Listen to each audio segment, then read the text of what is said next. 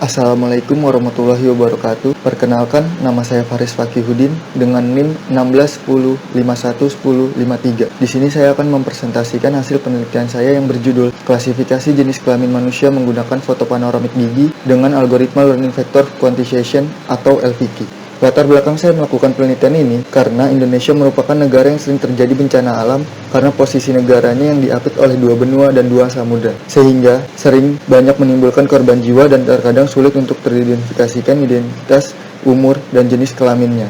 Manusia dapat dikenali melalui bagian tubuhnya yang dapat dijadikan biometrik seperti DNA, sidik jari, gigi, dan lain-lain. Gigi merupakan bagian terkeras dan paling lama membusuk dibandingkan bagian tubuh manusia yang lain. Oleh karena itu, penelitian saya menggunakan gigi karena tidak seperti kornea dan sidik jari yang gampang rapuh atau rusak ketika terjadi bencana alam dan menjadi korban jiwa.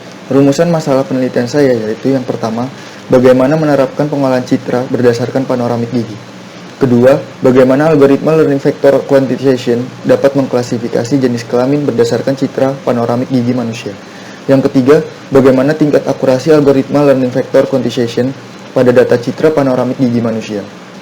Manfaat penelitian saya yaitu adalah khususnya bagi ilmu komputer dengan menggunakan metode Gray Level Concurrence Metric atau GLCM dan algoritma learning vector quantization atau LVQ dapat mengklasifikasikan data panoramik gigi.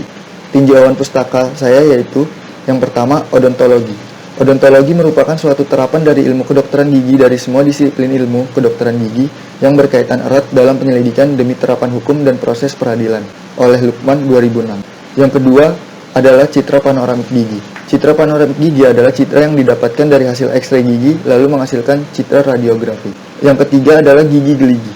Gigi merupakan salah satu bagian dalam tubuh manusia yang cukup kuat dan memiliki tingkat ketahanan yang tinggi terhadap kehancuran, baik itu untuk manusia yang masih hidup maupun yang telah meninggal. Yang keempat adalah metode Gray Level Concurrence Metric. GLCM merupakan ekstraksi ciri statistik orde kedua dengan memakai matriks kokurensi dengan mempresentasikan hubungan ketetanggaan antara dua piksel pada jarak dan orientasi sudut tertentu oleh Fajrin DKK 2015. Yang kelima adalah algoritma learning vector quantization. Jaringan syaraf tier 1 neural network menurut Santoso 2017 memiliki dua jenis, yaitu yang pertama supervised learning dan yang kedua adalah unsupervised learning. Penelitian terkait yang digunakan sebagai acuan dalam penelitian yaitu yang pertama berjudul identifikasi pola enamel gigi pada individu berdasarkan metode Gabor dan klasifikasi Kanneres Neckbor atau KNN sebagai aplikasi forensik kedokteran gigi tahun 2018 dengan hasil output yaitu akurasi tertinggi dan waktu komputasi tercepat dicapai saat menggunakan hasil ekstraksi ciri Gabor wavelet dengan parameter skala frekuensi sama dengan 3, orientasi sama dengan 8, dan downsampling sama dengan 8x8. Yang kedua adalah optimasi algoritma learning vector quantization atau LVQ dalam pengklasifikasian citra daging sapi dan daging babi berbasis GLCM dan HSV tahun 2018. Output yang didapatkan yaitu hasil klasifikasi dengan algoritma LVQ mendapatkan akurasi tertinggi 76,25%. Judul yang ketiga yaitu Sistem Identifikasi Jenis Kelamin Manusia Foto Panoramik Gigi tahun 2016 dengan hasil output yaitu nilai akurasi dalam uji coba sistem 80%. Kerangka berpikir yang saya gunakan yaitu pertama dimulai dan lalu identifikasi masalah dan selanjutnya adalah studi pustaka. Studi pustaka dibagi menjadi 5. Yang pertama metode itu sendiri yaitu GLCM, yang kedua algoritma itu sendiri yaitu LVQ, yang ketiga image processing, yang keempat deteksi tepi keni, dan yang kelima gigi caninus. Lalu melakukan akuisisi citra. Akuisisi citra dibagi menjadi 2, yaitu gigi caninus kiri atas, kiri bawah, dan kanan bawah laki-laki, dan gigi caninus kiri atas, kiri bawah, dan kanan bawah perempuan. Setelah melakukan akuisisi citra, kita melakukan desain sistem. Desain sistem dirancang agar pengguna dapat menggunakan aplikasi dengan mudah. Lalu setelah desain sistem, kita melakukan praproses. Dalam praproses melakukan 3 hal, yaitu yang pertama resize, yang kedua noise removal, dan yang ketiga adalah deteksi tepi keni. Setelah melakukan praproses, melakukan proses GLCM, Gray Level Concurrence Metric.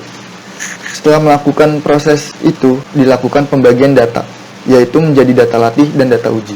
Data latih menggunakan 15 gigi caninus kiri atas, kiri bawah, dan kanan bawah laki-laki, dan 15 gigi caninus kiri atas, kiri bawah, dan kanan bawah perempuan. Data uji dibutuhkan 4 gigi kaninus kiri atas, kanan atas, kiri bawah, dan kanan bawah laki-laki, dan 4 gigi kaninus kiri atas, kiri bawah, dan kanan bawah perempuan. Setelah mendapatkan data latih, dilakukan pelatihan LVQ terhadap data latih tersebut agar selanjutnya dapat dilakukan pengujian LVQ oleh data uji yang telah tadi dipisahkan oleh data latih. Setelah melakukan pengujian LVQ, maka mendapatkan hasil pelatihan yang di sana terdapat tingkat akurasi terbaik pada algoritma learning vector quantization ini. Setelah itu selesai. Ini merupakan jadwal penelitian yang saya gunakan pada penelitian kali ini. Selanjutnya yaitu pembahasan. Yang pertama dilakukan adalah praproses. Praproses yang pertama yaitu resize. Resize di sini yaitu agar setiap ukuran gambar yang dimiliki memiliki ukuran yang sama sehingga memudahkan dalam melakukan proses GLCM nantinya. Resize yang dilakukan adalah 100 x 100 pixel. Yaitu yang kedua, melakukan noise removal. Tahap ini digunakan untuk memperbaiki pixel yang rusak dengan cara menghilangkan noise yang ada. Metode yang digunakan untuk melakukan noise removal yaitu salt and pepper and median filter. Lalu yang ketiga adalah deteksi tepi Kenny. Dalam deteksi tepi Kenny melakukan 4 hal. Yang pertama, filter Gaussian. Berfungsi untuk menghaluskan citra dengan menggunakan filter Gaussian blur terhadap pendeteksian tepi yang nanti hasilnya akan dilakukan potensi gradien. Yang kedua adalah gradient, merupakan operator yang mendekati definisi dari sebuah tepi. Ketiga, non-maximum suppression, merupakan tahapan melanjutkan dari hasil hitung operator gradient citra dengan mencari lokasi dari tepi yang dicari menggunakan operator zero crossing yang bertujuan untuk membuang gradient yang bukan merupakan nilai maksimal pada arah tepi. Dan yang terakhir adalah hysteresis thresholding, berfungsi menentukan klasifikasi tiap pixel dikategorikan dalam tepi atau tidak dengan menggunakan nilai threshold bawah dan threshold atas. Nilai dikategorikan tepi apabila lebih besar dari nilai threshold bawah dan terhubung nilai threshold atas dengan menggunakan edge linking. Sebelum proses GLCM untuk mengambil kontras, korelasi energi, dan homogeneity, maka harus melakukan praproses di atas agar data memiliki ukuran yang sama, menghilangkan noise, dan gambar dapat diubah menjadi nilai biner dari nilai yang didapatkan dari nilai desimal. Pembahasan lanjutan yaitu proses GLCM. Di sini saya menggunakan perumpamaan 3 bit sebagai berikut. 357241635. Diketahui jika jarak 1, maka derajat 0 derajat 01, derajat 45 derajat min 11, derajat 90 derajat min 10, dan derajat 135 derajat min 1 min 1. Di sini saya akan menggunakan salah satu derajat yaitu 0 derajat. Maka kita akan membentuk GLCM 01. Dalam membentuk GLCM 01, kita harus memperhatikan citra dengan 3 bit yang tadi, yaitu memperhatikan nilai tertinggi pada matriks tersebut. Di sini yaitu nilai yang tertinggi adalah 7. Maka kita harus membuat plus satunya dari nilai tertinggi, maka membentuk GLCM 8 bit. 8 kali 8. Seperti yang bisa kita lihat, setelah kita menentukan matriks 8 bit, maka kita masukkan nilai-nilainya dengan melihat matriks 3 kali 3 pada citra dengan 3 bit yang sebagai contoh ini. Di sini kita menggunakan jarak 1 dan kita menggunakan derajat 0. Maka karena kita menggunakan derajat 0, maka kita akan menggunakan ke samping kanan dan jaraknya hanya 1. Berarti ketika kita mengambil angka 3, kita juga mengambil angka sebelahnya 5. Maka kita akan memasukkan nilai 1 pada baris 3 dan kolom 5. Dan selanjutnya yaitu 5 dan sebelahnya jarak satunya yaitu 7. Maka kita akan memberikan nilai 1 pada baris 5 dan kolom 7. Begitu juga pada selanjutnya. Dan dapat kita lihat pada matriks ini, angka 3, 5 ada 2. Berarti kita akan memasukkan nilai 1 lagi kepada baris 3 dan kolom 5. Sehingga pada baris 3 dan kolom 5 memiliki nilai 2. Apabila nilai-nilai ini ditambahkan, maka akan berjumlah 6. Untuk selanjutnya dilakukan normalisasi. Normalisasi dilakukan dengan cara nilai yang ada pada baris kolom masing-masing dibagi dengan jumlah nilai keseluruhan nilai yang ada pada matriks GLCM 8 bit ini, yaitu berjumlah 6. Maka di sini akan tampil nilai 1/6, pada baris 3 dan kolom 5 tampil 2/6, dan begitu juga selanjutnya. Lalu setelah mendapatkan matriks normalisasi, kita akan menghitung kontrasnya. Cara menghitung kontras yaitu saya gunakan contoh untuk menghitung kontras baris 2 dan kolom 4, yaitu dengan cara Karena kita mengambil baris 2, maka kita masukkan barisnya, dikurang dengan kolomnya, dikuadratkan, lalu dikali dengan nilai yang ada pada baris 2 dan kolom 4, yaitu 1/6, maka menghasilkan nilai 4/6. Begitu juga pada baris dan kolom lainnya. Setelah mendapatkan nilai-nilai tersebut, dijumlahkan keseluruhannya, maka didapatkan nilai kontras dari citra tersebut, yaitu sama dengan 5,667. Selanjutnya akan menghitung korelasi. Yang pertama, menghitung terlebih dahulu jumlah nilai baris matriks GLCM normalisasinya, yaitu dengan cara setiap baris yang ada dikalikan dengan nilai yang ada pada baris dan kolom tersebut, lalu dijumlahkan seluruhnya, maka akan menghasilkan korelasi. Di sini yaitu baris 2 dikalikan dengan nilai 1/6, dan baris 3 dikalikan 2/6, baris 4 dikalikan 1/6, dan begitu seterusnya, dijumlahkan semuanya, dan akan menghasilkan nilai 23/6. Setelah mendapatkan jumlah nilai baris tersebut, kita akan menghitung nilai baris dari total jumlah nilai baris tersebut. Kita gunakan juga contohnya yaitu baris 2 dan kolom 4, yaitu dengan cara baris kedua dikurangi dengan nilai jumlah baris yang tadi 23/6, dikuadratkan dikali dengan nilai yang ada pada baris dan kolom tersebut, yaitu 1/6, maka akan menghasilkan 121/216. Cara ini juga digunakan pada baris dan kolom lainnya. Ketika sudah mendapatkan semua nilainya, selanjutnya yaitu menambahkan seluruhnya lalu diakarkan, dan mendapatkan hasil yaitu akar 65/36. Selanjutnya apabila baris sudah selesai, kita akan melanjutkan ke kolom. Jumlah nilai kolom dihitung dengan cara setiap kolom-kolom yang ada dikalikan dengan nilai yang ada pada baris dan kolom, dan dijumlahkan seluruhnya, maka akan mendapatkan jumlah nilai kolom tersebut. Di sini yaitu pada kolom 1 dikalikan dengan nilai yang ada pada kolom 1 dan baris 4, yaitu 1/6, dan juga begitu seterusnya, dan dijumlahkan seluruhnya, maka akan mendapatkan nilai 25/6. Setelah mendapatkan jumlah nilai kolom, kita akan menghitung nilai kolom dari jumlah nilai kolom tersebut. Di sini kita akan menggunakan nilai kolom pada baris 4 dan kolom 1, yaitu dengan cara kolom 1 dikurang dengan jumlah nilai kolom yang tadi, yaitu 25/6, dikuadratkan, lalu dikali dengan jumlah nilai yang ada pada baris 4 kolom 1, yaitu 1/6, sama dengan 361/216. Lakukan juga dengan baris dan kolom lainnya, dan ketika sudah menemukan hasil seluruhnya, dijumlahkan semuanya dan diakarkan juga. Dan di sini hasilnya adalah akar 125/36. Lalu terakhir, kita hitung korelasinya dari nilai-nilai yang sudah kita dapatkan. Kita akan menghitung korelasi dari baris kedua dan kolom keempat, yaitu sama dengan baris 2 dikurang dengan jumlah nilai baris, yaitu 23/6, dikalikan kolomnya, yaitu 4, dikurangi dengan jumlah nilai kolom yang tadi kita dapatkan, yaitu 25/6, dikalikan dengan nilai yang ada pada baris dan kolom itu, yaitu 1/6, yaitu dengan nilai total baris dikali dengan nilai total kolom. Maka akan didapatkan hasil sama dengan 11/6 dikali akar 65 dikali 125. Lakukan juga dengan baris-baris lainnya. Lalu setelah melakukan itu, dijumlahkan seluruhnya, maka akan didapatkan nilai korelasinya, yaitu sama dengan min 0,056. Selanjutnya kita akan mencari nilai energinya. Nilai energi dengan cara yaitu nilai-nilai yang ada pada matriks GLCM yang telah dinormalisasi ini dikuadratkan lalu dijumlahkan seluruhnya, yaitu seperti pada contoh ini, yaitu 1/6 dikuadratkan ditambah dengan 2/6 dikuadratkan, seluruhnya dikuadratkan lalu dijumlahkan, maka akan menghasilkan nilai sama dengan 0,222. Dan terakhir kita hitung homogeneity-nya. Menghitung homogeneity kita lakukan pada baris kedua dan kolom keempat, yaitu sama dengan nilai yang ada pada baris dan kolom, yaitu 1/6 per 1 ditambah barisnya, yaitu 2, dikurang dengan kolomnya, yaitu 4, maka akan menghasilkan nilai 1/18.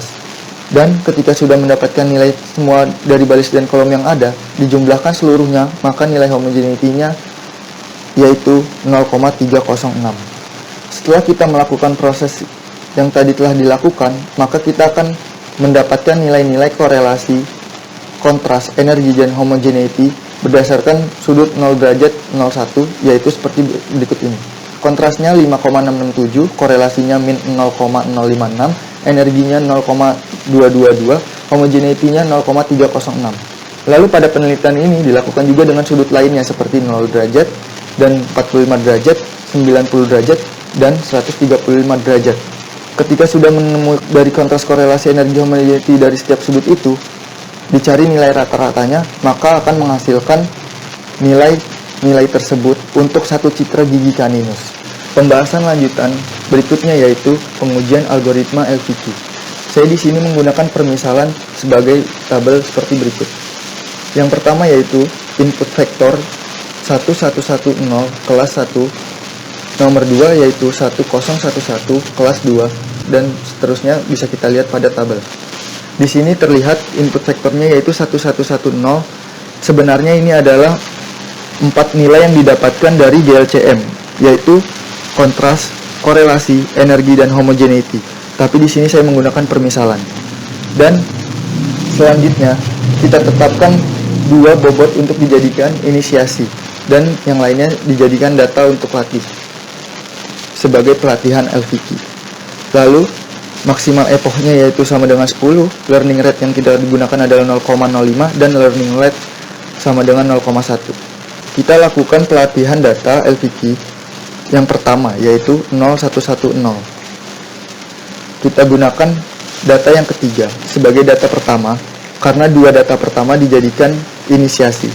Bobot ke-1 yang kita hitung yaitu dengan cara akar 0 di sini adalah nilai dari nilai pertama di data 1 dikurang dengan nilai pertama yang ada di inisiasi yang pertama yaitu 1, dan dikuadratkan ditambah dengan nilai kedua yang ada pada data 1 yaitu 1 dikurang dengan nilai kedua yang ada pada inisiasi yaitu 1, dan dikuadratkan, dan begitu juga pada nilai ketiga dan nilai keempat, dan menghasilkan nilai yaitu sama dengan 1. Bobot kedua dilakukan dengan hal yang sama namun dengan inisiasi yang kedua dan menghasilkan nilai 1,73. Kita lihat pada contoh yaitu nilai terkecil pada kedua bobot terletak pada bobot pertama. Maka kita akan merubah bobot pertama untuk menemukan bobot ke-1 yang baru. Cara menghitung bobot ke-1 yang baru yaitu nilai pertama pada inisiasi yaitu 1 ditambahkan dengan learning rate 0,05 dikalikan dengan nilai pertama pada data pertama yaitu 0 dikurangi dengan nilai pertama pada inisiasi yaitu 1 sama dengan 0,95. Begitu juga pada bobot kedua dan begitu juga dengan nilai ketiga dan keempat, sehingga mendapatkan W1 yang baru atau bobot yang baru yaitu 0,95110, dan W kedua tetap seperti sebelumnya yaitu 1011. Lalu kita lakukan pada data yang kedua yaitu 0011. Karena tadi bobot yang pertama sudah berubah, maka kita akan menggunakan bobot yang baru yaitu dengan cara akar dari 0 yaitu nilai pertama dari data kedua dikurangi dengan nilai pertama dari bobot ke-1 yang baru yaitu 0,95 dikuadratkan ditambah dengan nilai kedua yang ada pada data kedua yaitu 0 dikurangi dengan nilai kedua yang ada pada bobot ke-1 yang baru yaitu 1 dikuadratkan, begitu juga dengan nilai ketiga dan nilai keempat, maka sama dengan 1,7, dan lakukan pada bobot yang kedua dengan nilai bobot kedua yang belum dirubah tadi seperti cara sebelumnya yaitu akan menghasilkan sama dengan 1. Dan kita lihat di sini yang terkecil adalah pada bobot kedua. Maka di sini kita akan mencari bobot yang kedua yang baru yaitu dengan cara sama dengan nilai pertama pada bobot inisiasi yang kedua 1 ditambahkan dengan learning rate 0,05 dikalikan dengan nilai pertama pada data kedua yaitu 0 dikurangi dengan nilai pertama pada inisiasi kedua yaitu 1 sama dengan 0,95. Begitu juga nilai kedua, nilai ketiga, dan nilai keempat, sehingga memperoleh W2 yang baru atau bobot kedua yang baru yaitu 0,95011. Kita lakukan hal yang sama pada data ketiga. Namun di sini memiliki nilai yang sama, maka kita akan memilih bobot yang pertama. Dan kita akan merubah dan mencari bobot ke-1 yang baru. Dan di sini kita lihat hasilnya yaitu 0,95110,05. Dan W2-nya tetap. Kita lakukan lagi pada data keempat dengan hal yang sama. dan memiliki hasil akhir yaitu dengan bobot kedua yang baru, yaitu 0,953, 0,951. Sebelum masuk ke epoch 2, learning rate disesuaikan dengan yang ingin digunakan, yaitu learning rate yang kita ingin gunakan yaitu 0,1, maka dikalikan dengan learning rate lama yang tadi kita gunakan yaitu 0,05 dan sama dengan 0,005 sampai dengan epoch maksimum 10. Kita akan melakukan pengujian LVK dengan menggunakan vektor permisalan yaitu 1011. Dia akan masuk ke kelas yang mana? Maka cari jarak terdekatnya. Jarak terdekat di sini kita akan dapatkan bukan untuk merubah bobot kembali, tapi di sini kita akan menentukan klasifikasinya. Kita akan hitung bobot ke-1 yaitu nilai pertama pada nilai uji yaitu 1 dikurangi dengan nilai pertama pada bobot yang didapatkan dari hasil pelatihan LVK yaitu 0,95 dikuadratkan ditambah dengan nilai kedua pada nilai uji vektor yaitu 0 dikurangi dengan nilai kedua pada bobot yang didapatkan dari hasil pelatihan yaitu 1 dikuadratkan ditambah dengan seperti hal yang ketiga dan keempat melakukan hal yang sama yaitu akan menghasilkan 1,38 dan lakukan hal yang sama pada bobot kedua maka akan menghasilkan 0,0686 dan nilai yang terkecil pada kedua bobot ini yaitu pada bobot kedua, sehingga pada pengujian vektor ini yaitu 1011 dia merupakan kelas yang kedua. Kita bisa lihat pada tabel yaitu 1011 terdapat pada kelas kedua. Di sini permisalan kelas 121212 pada penelitian saya yaitu laki-laki dan perempuan. Lalu pembahasan lanjutan berikutnya yaitu demo aplikasi. Ini merupakan halaman utama yang saya buat dan di sini ada tombol masuk dan tombol keluar. Tombol keluar digunakan untuk keluar dari aplikasi dan tombol masuk digunakan untuk menuju halaman pengujian. Dan di sini ada tombol ambil gambar, proses, reset dan kembali ke menu. Tombol ambil gambar digunakan untuk mengambil gambar yang ingin digunakan untuk pengujian LVK. Dan tombol proses digunakan untuk menjalankan proses. Dan di sini kita lihat histogram dari hasil kontras korelasi, energi dan homogeneity. Setelah memencet tombol proses, maka akan keluar ubah ukuran yaitu 100x100 dan dilakukan juga proses noise removal yaitu penghapusan noise yang ada pada gambar dan setelah itu dilakukan deteksi tepi Kenny dan di sini adalah nilai-nilai dari kontras korelasi energi dan homogeneity pada sudut 0 dan 45 derajat, 90 derajat dan 135 derajat. Sudut-sudut ini akan mendapatkan nilai rata-rata yang ingin digunakan yaitu seperti berikut ini akan ditampilkan pada aplikasi.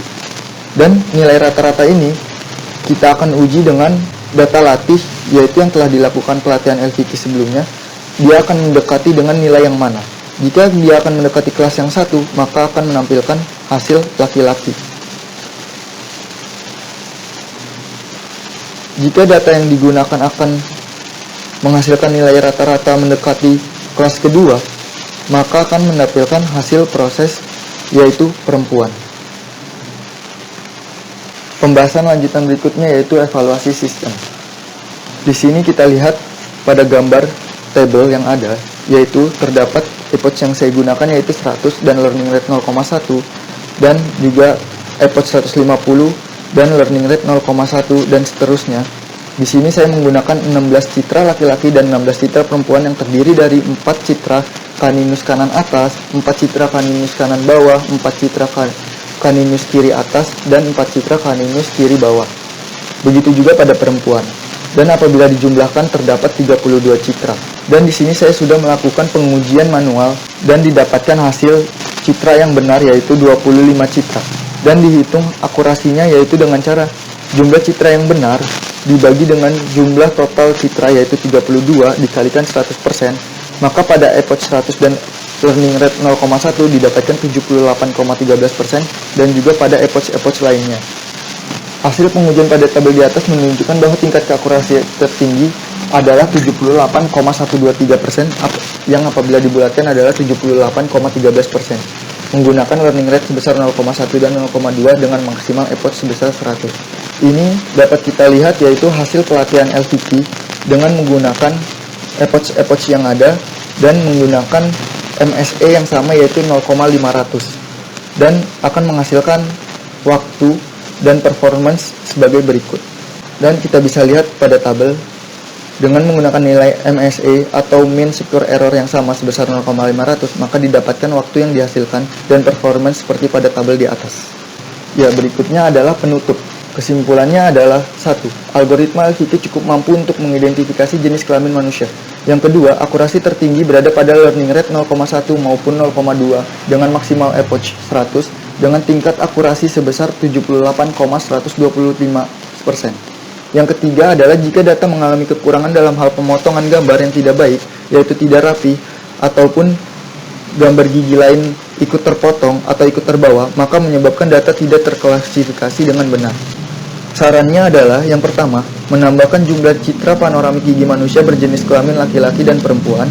Yang kedua, menggunakan parameter yang berbeda pada saat pelatihan LVK sebagai pembanding terhadap penelitian yang diterapkan saat ini. Yang ketiga, menambahkan metode lainnya agar citra panoramik menjadi lebih baik.